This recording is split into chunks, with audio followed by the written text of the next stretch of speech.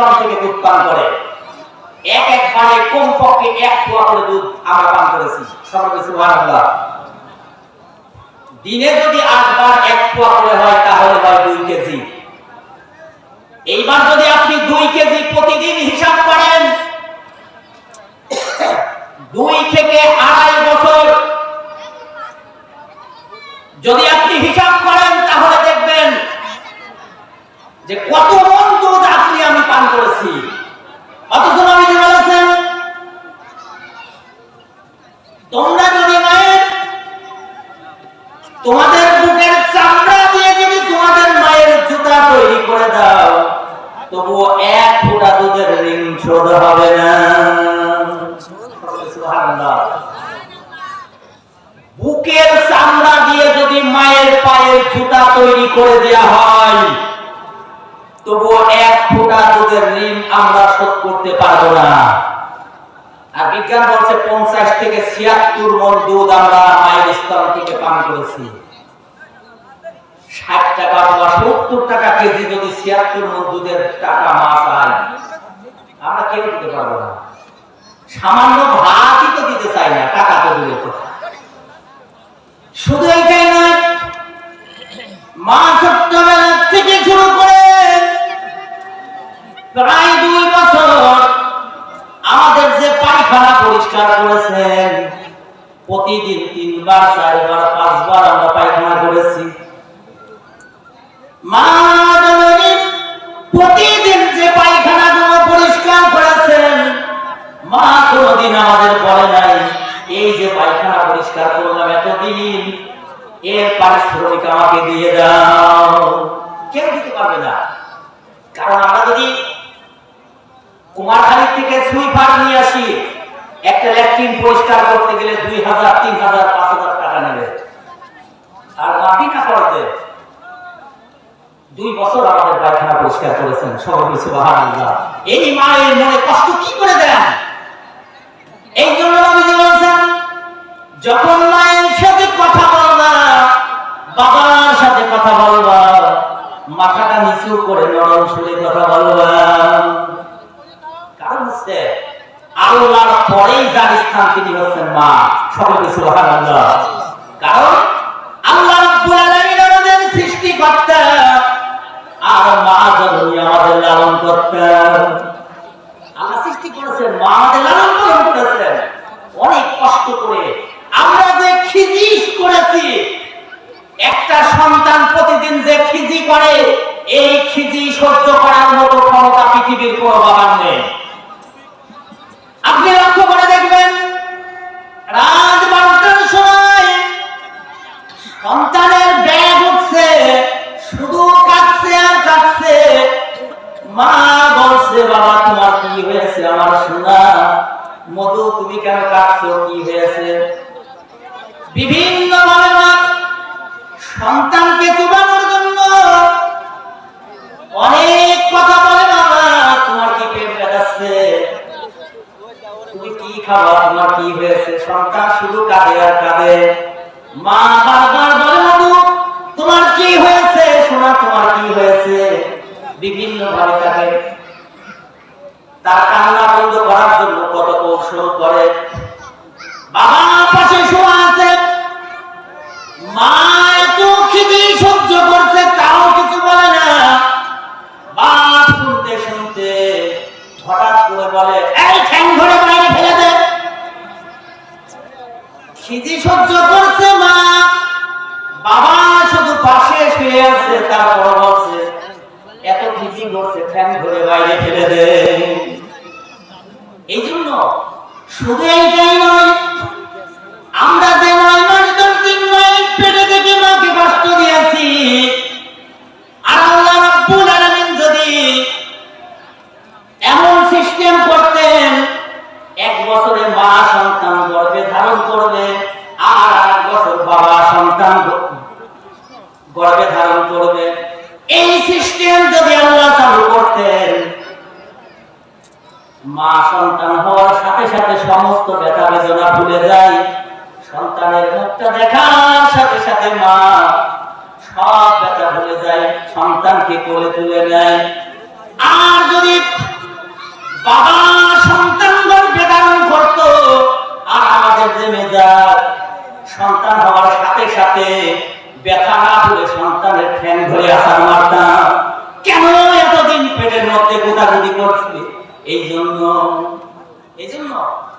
মা তার মধ্যে আল্লাহ এত ধৈর্য দিয়েছেন, এই জন্য মায়ের সাথে কথা বলতে গেলে, বাবার সাথে কথা বলার সময় মাথা নিচু করে নরম সুরে কথা বলতে হবে। সুবহানাল্লাহ। ওগো মা, তুমি এ ধরনের শ্রেষ্ঠ নিয়ামত, তোমারই পদতলে রয়েছে জান্নাত, তোমারই পদতলে রয়েছে জান্নাত। ওগো মা, তুমি এ ধরনের শ্রেষ্ঠ নিয়ামত, তোমারই পদতলে রয়েছে জান্নাত, তোমারই পদতলে রয়েছে জান্নাত। এই পৃথিবী থাকতো গো ফুল পাখিহীন, এই পৃথিবী থাকতো গো মায়াহীন, যদি না পেতাম তোমার মায়ারি হাত, যদি না পেতাম তোমার মায়ারি হাত।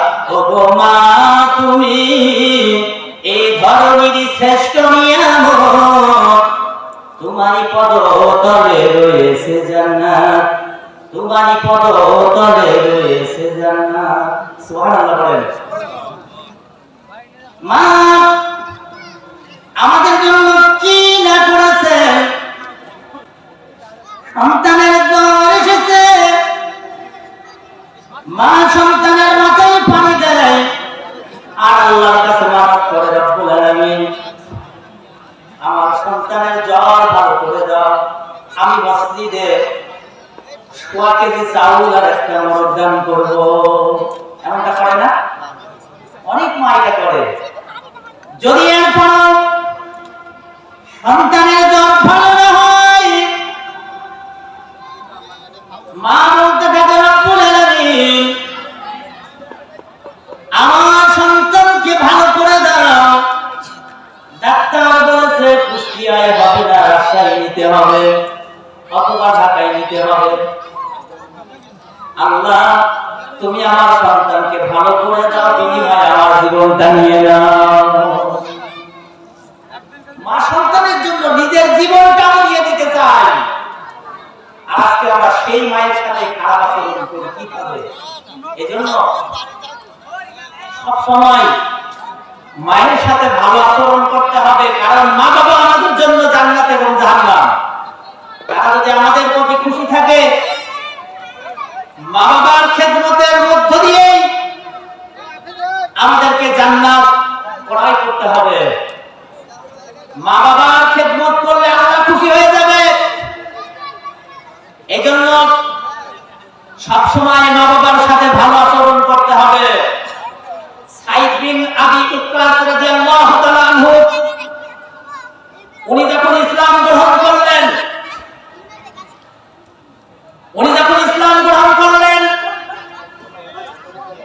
ইসলাম গ্রহণ করার পরে ওনার মা শুনতে পারলেন যে তার ছেলে ইসলাম গ্রহণ করেছে। সাইদ বিন আবি ওয়াক্কাসের মা বললেন, বাবা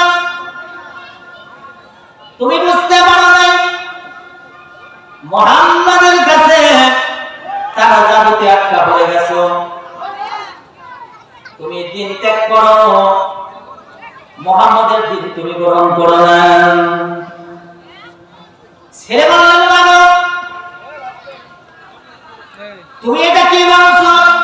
মা বলছে, বাবা তোমার রাসূলকে এই কথা বলে নাই। আল্লাহর হুকুম শোনা যেমন ফরজ, মা বাবার হুকুম শোনা তেমন কি ফরজ। এই কথা কি তোমার নবী বলে নাই?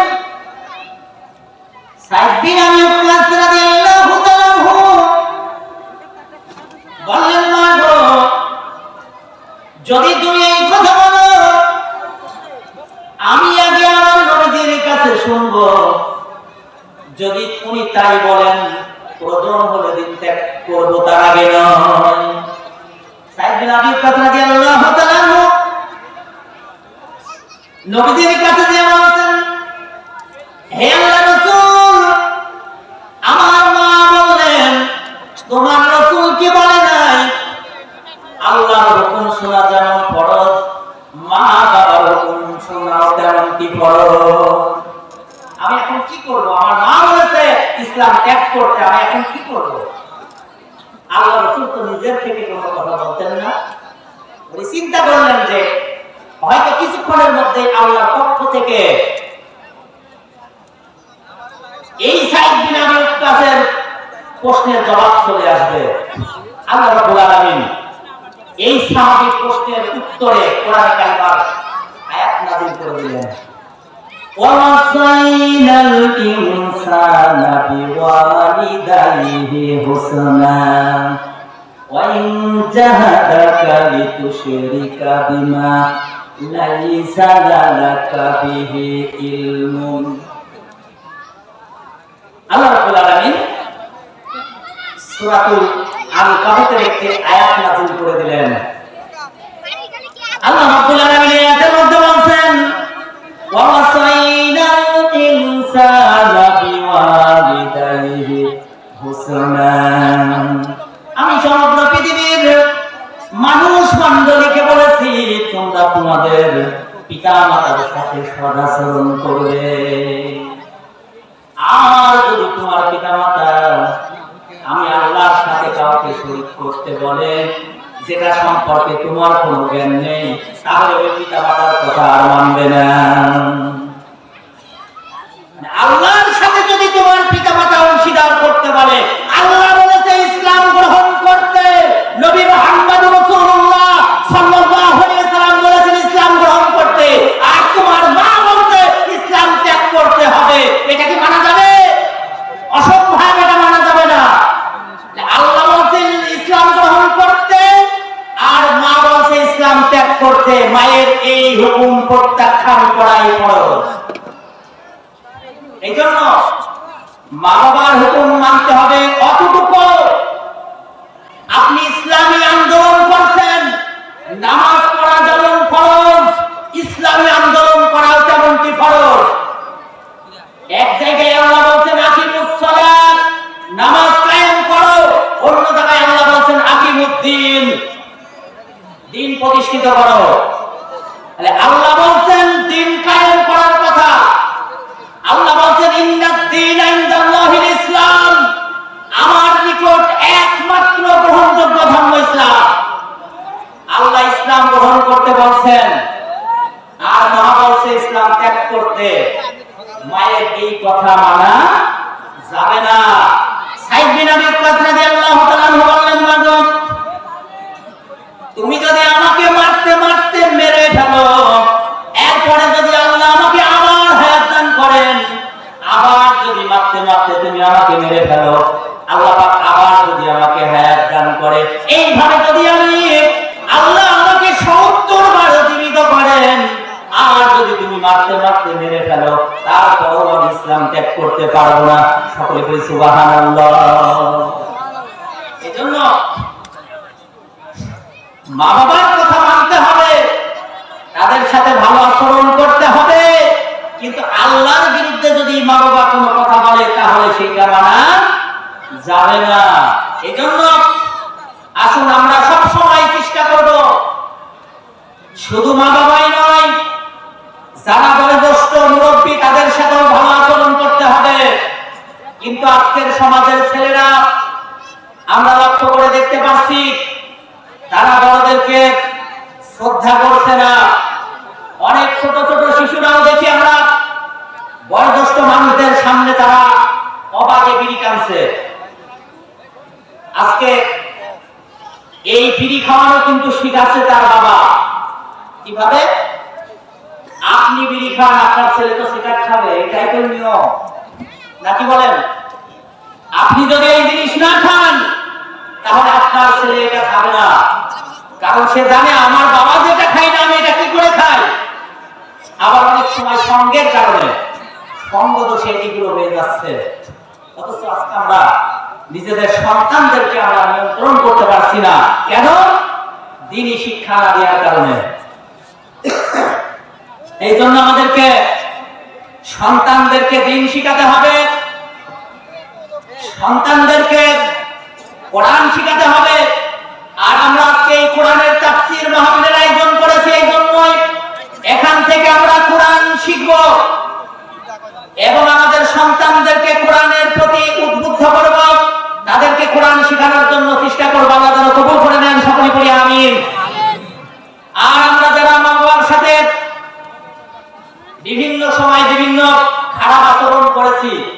অনেক গুনাহ করেছি, এই সমস্ত অপরাধের জন্য আল্লাহর কাছে ক্ষমা চাইতে হবে। আল্লাহর কাছে যদি আপনি তওবা করেন, আল্লাহর কাছে যদি ক্ষমা প্রার্থনা করেন, অবশ্যই আল্লাহ সুবহানাহু ওয়া তাআলা ক্ষমা করে দিবেন। এই জন্য আমরা আল্লাহর কাছে তওবা করব অপরাধের জন্য। কেমন তওবা? ছোট্ট কয়েকটা কথা বলেই আমি শেষ করব। আমাদের এখন দ্বিতীয় মেহমান চলে আসবেন, আমরা প্রাণ ভরে দ্বিতীয় মেহমানের আলোচনা শুনব। কি তওবা করব আমরা? আমরা কি তওবা করব? আমিরুল মুমিনিন হযরত ওমর রাদিয়াল্লাহু তাআলা যখন খলিফা ছিলেন,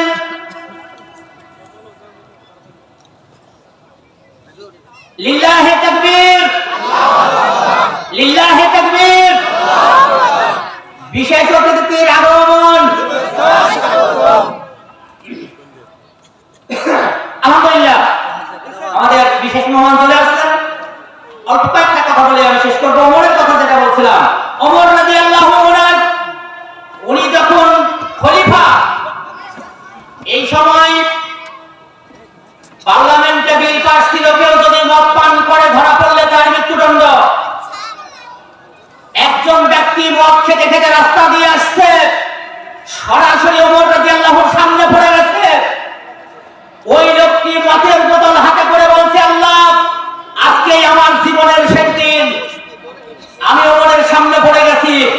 আল্লাহ, আমি তোমার কাছে তওবা করছি, তুমি যদি আমাকে ওমরের হাত থেকে রক্ষা করো, আমার জীবনে আমি আর কোনোদিন মদ পান করব না। এরপরে ওমর রাদিয়াল্লাহু সামনে এসে আল্লাহর এই বান্দাকে বলছে, দেখি তোমার বোতলটা। আমিরুল মুমিনিন হযরত ওমর রাদিয়াল্লাহু লোকটার হাত থেকে মদের বোতল নিয়ে নাকের কাছে নিয়েছেন। নাকের কাছে নেওয়ার সাথে সাথে দেখলেন দুধের ঘ্রাণ। ওমর বলছে, আল্লাহর বান্দা, তুমি কেন মিথ্যা কথা বললে? এই লোকটি বলছে, আমিরুল মুমিনিন, আমি মিথ্যা বলিনি, আমি অবশ্যই মদ পান করছিলাম। আপনাকে দেখে আমি আমার আল্লাহর কাছে তওবা করেছি, আল্লাহ, ওমরের হাত থেকে যদি আমাকে রক্ষা করো, আমার জীবনে আর আমি কোনোদিন মদ খাবো না। এই তওবা আল্লাহ কবুল করেছেন, যার কারণে মদকে দুধে পরিণত করেছেন। সকলে বলি সুবহানাল্লাহ। এই রকম তওবা করতে হবে অপরাধের জন্য। আর এই তওবা যদি আমরা করতে পারি, যত গুনাহই করি না কেন, আল্লাহ রাব্বুল আলামিন সব গুনাহ মাফ করে দিবেন। সকলে বলি সুবহানাল্লাহ। যাই হোক, আমি আর সামনে নয়, যেহেতু আমাদের দ্বিতীয় মেহমান চলে আসছেন, মেহমানকে বসিয়ে রেখে আমার কথা বলা একেবারেই মানায় না। এই জন্য যে কথাগুলোই বললাম, এর উপরে যেন আমরা আমল করতে পারি, আল্লাহ পাক যেন কবুল করে নেন। সকলে করি আমিন। বারাকাল্লাহু লানা ওয়া লাকুম ফিল কুরআনিল আযীম। আল্লাহুম্মা ইগফির লি ওয়া লিওয়ালিদাইয়া ওয়া লিল মুমিনিনা ইয়াওমা ইয়াকুমুল হিসাব। আসসালামু আলাইকুম ওয়া রাহমাতুল্লাহি ওয়া বারাকাতুহু।